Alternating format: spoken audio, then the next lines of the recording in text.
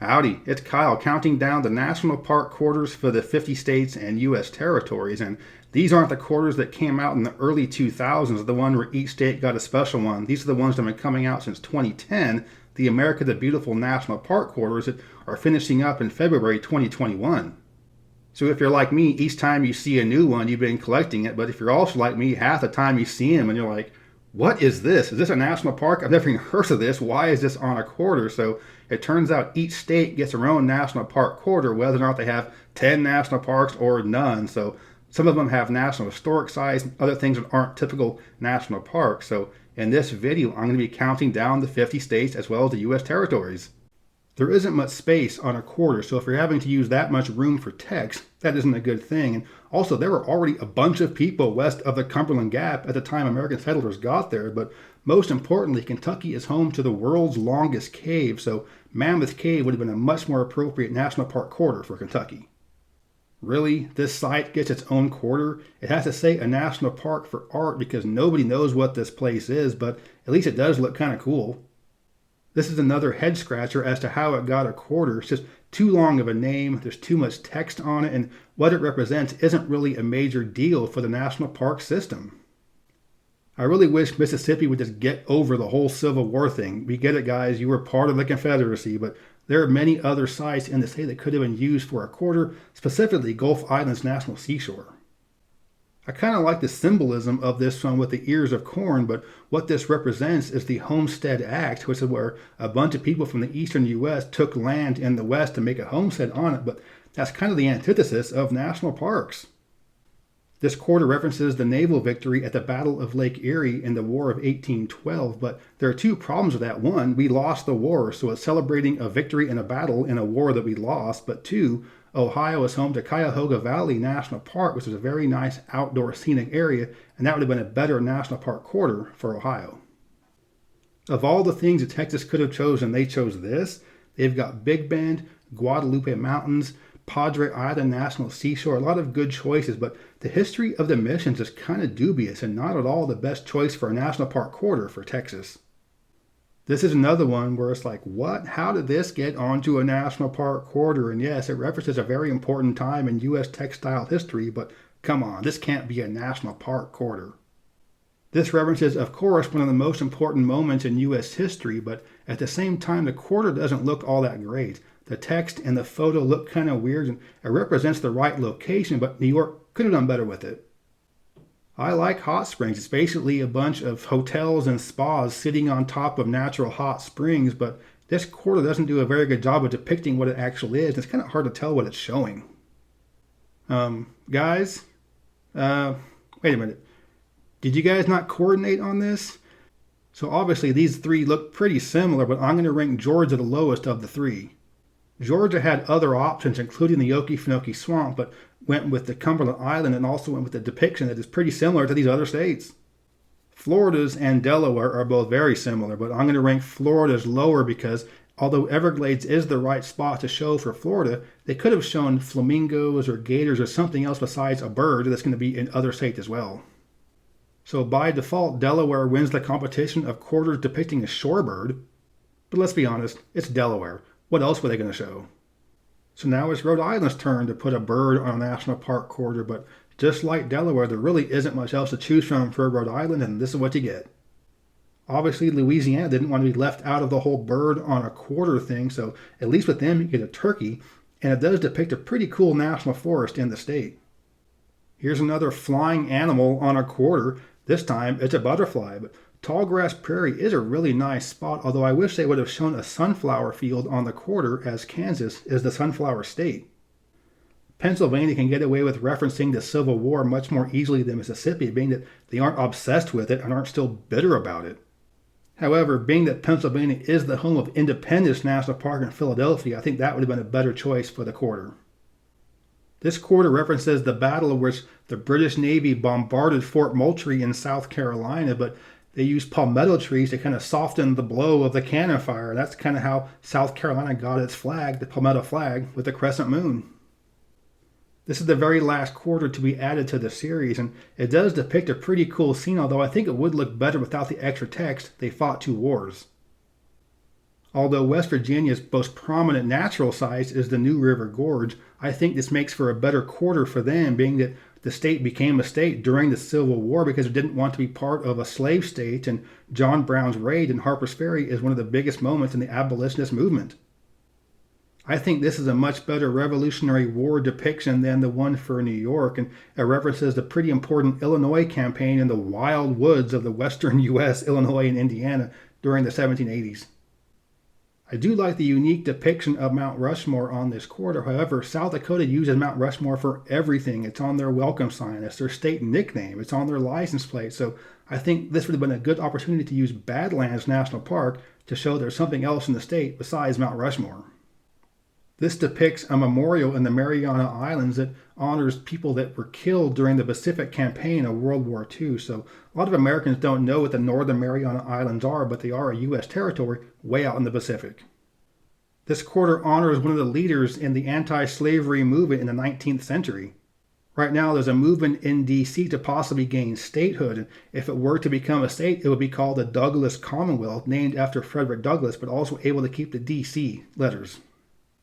Acadia is a beautiful national park, and it is the right decision for Maine to include it on its quarter. However, this picture is kind of weird looking. It focuses too much on the rocks in front and not too much on the trees or the water. Great Smoky Mountains is the right choice for Tennessee to use on its quarter. However, I wish they wouldn't have picked something man-made to use on the quarter, but rather gone with more of a nature-type scene. This one depicts the rocket's red glare, bombs bursting in the air, words by Francis Scott Key as he added the poem to a British pub drinking song that we now use as our national anthem, but the quarter overall looks pretty cool. Salt River Bay is a tropical mangrove forest, and it's also a bioluminescent bay. And of course, you can't show bioluminescence on a quarter, but it does a good job of showing the mangrove. When most people think of the Statue of Liberty and Ellis Island and all the European immigrants coming to the U.S., most people are going to think of New York, but Ellis Island is actually part of New Jersey.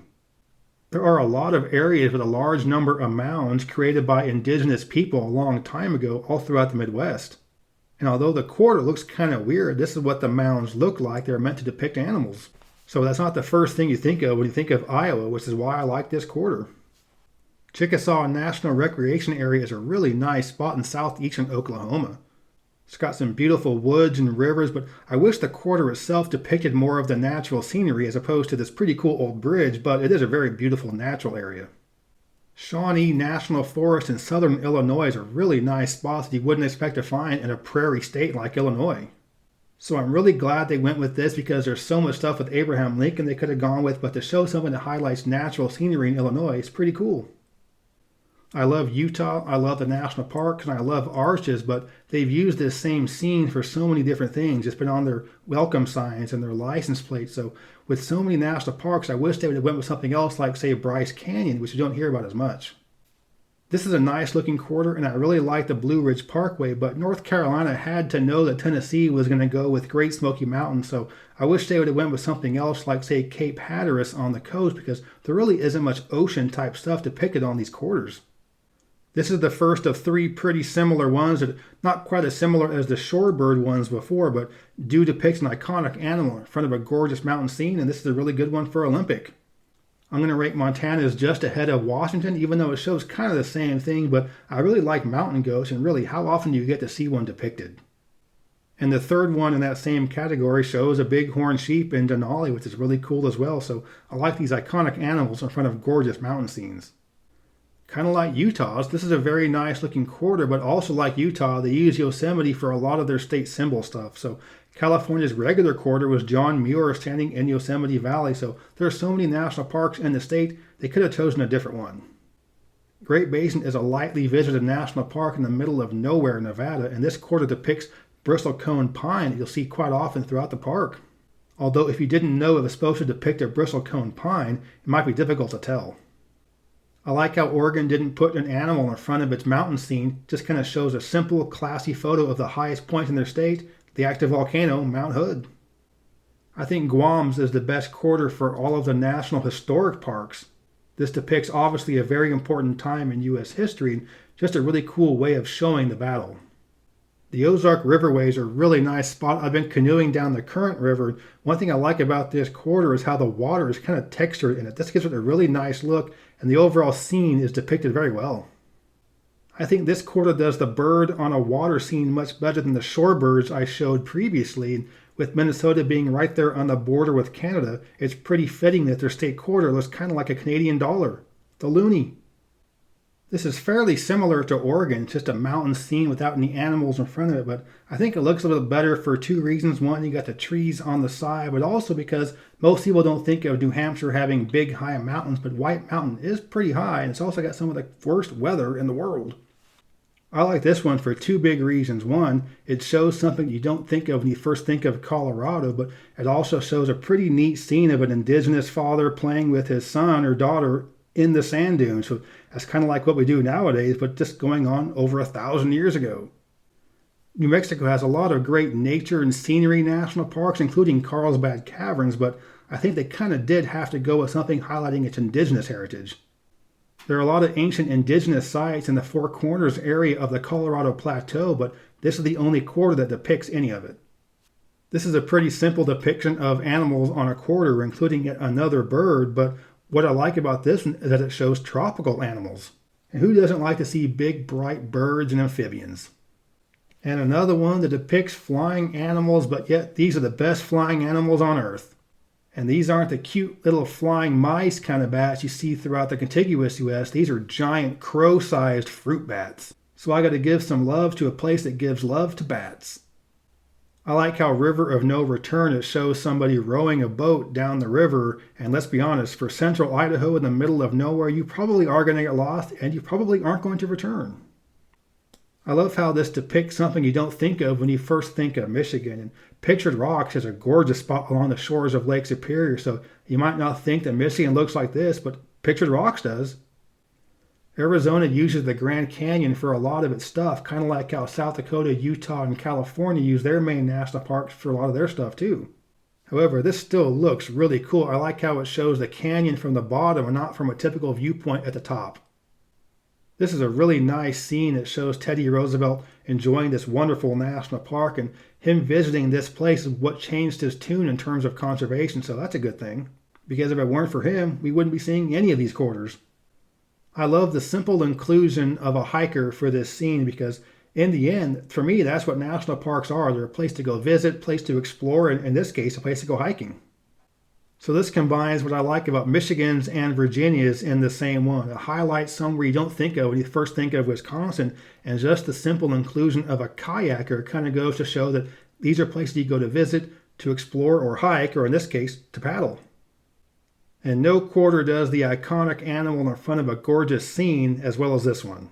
You got the erupting geyser in the background and the bison in front just saying, "Come at me, bro." And my favorite national park quarter is Hawaii. Unfortunately, it's hard to tell a little bit in the photo just what makes this quarter so cool. All of that lava splatter in there is actually textured, so it isn't just flat or painted on there. So you have all these great national parks and national historic sites, and the two best quarters are ones that depict something erupting. So those are the national park quarters for the U.S. states and territories, and as you could tell, not every state had the same options in terms of what to go for with their scenic beauty, but some states did the best what they could with what they have. I hope you enjoyed this video. If you did, please give me a thumbs up to let me know you approve, and subscribe to this channel if you're interested in more stuff about U.S. geography, cross-country road tripping, comparing and contrasting cities and states, just ranking things, just all kinds of things to do with U.S. geography from a little more nerdy type perspective. But yeah, thanks for watching. Geography King, signing out.